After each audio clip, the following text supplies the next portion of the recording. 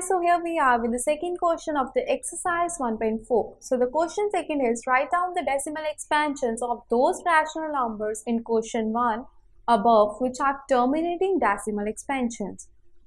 Before we start the question, as clearly we can see from the question second that it includes the part of the question first. So I'll recommend you, if you haven't watched our previous video of question first, please do watch that before doing this question. So here we start this question second.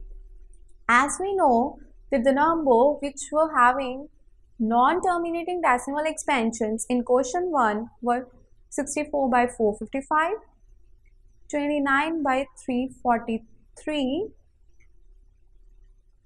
129 by 2 raised to the power 2 into 5 raised to the power 7 and 7 raised to the power 5, and the number 77 by 210. These were the numbers which have their decimal expansions non-terminating. And as in the questions, we are required to find the decimal expansions for the terminating ones. So here we start with the first number. So our first number is 13 by 3125. As we know that if we find the prime factor for the denominator, it comes out to be 5 raised to the power 5. And before doing these questions, let us first put an insight over how to find the decimal expansions.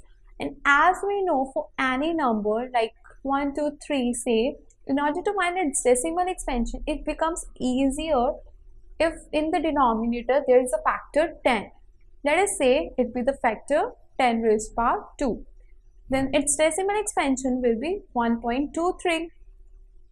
Similarly, take it any number like 243,789 divided by 10 raised to the power 5, and it will become very easy, as we just need to place the decimal number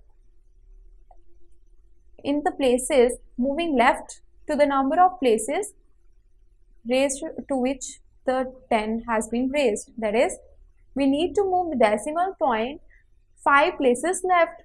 Here 1, 2, 3, 4 and 5. So the answer will be 2.43789. Right, which means here we can see clearly that if the denominator is a factor of 10, then it becomes very easy to find its decimal expansion. So similarly, in the numbers in which we are required to find its decimal expansions, we will try our best to express it in the number that is in terms of the factor of 10. And as we know, in order to make the factor 10 in the denominator, we can divide and multiply with 2 raised to the power 5. So here the number comes out to be 13 into 2 raised to the power 5 into divided by 5 raised to the power 5 into 2 raised to the power 5. And if we do the mathematical calculations, that this number comes out to be 416 divided by 10 raised to the power 5, or we can say that moving the decimal place left by 5 places, so the answer will be 0.0041 6. This was for the first number. Now coming to the second number, that is 17 by 8, when its decimal expansion can be found by multiplying and dividing by 5 raised to the power 3, that is 125 into 17 divided by 10 raised to the power 3.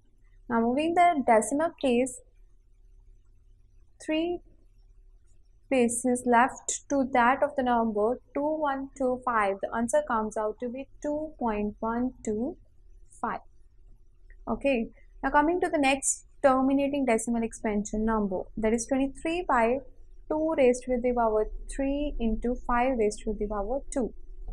that is 23 into 2 raised to the power 3 into 5 raised to the power 2 into 5, dividing and multiplying by 5 in order to make the decimal, that is denominator a factor of 10, that is 115 will be divided by 1000, so the answer comes out to be 0.115. Now the next number is 2 by 5. So it is quite simple to divide 2 by 5, so the answer comes out to be 0.4. Now coming to the next number in the question, that is 7 by 10. So dividing 7 by 10, the answer comes out to be 0.7. This was all about how to find the decimal expansion in a quick way by making the denominator a factor of 10. If it is easier to obtain it in the first step, that is, if it's given in the question itself, then we will do it in that way only. That is, we will do it as simple by doing the mathematical calculation. But if we have been provided with the factors other than 10, then we need to make the mathematical manipulations in such a way that the factor in the denominator comes out to be in terms of 10. So this was all about the question 2nd of the exercise 1.4. I hope this question is clear to all of you.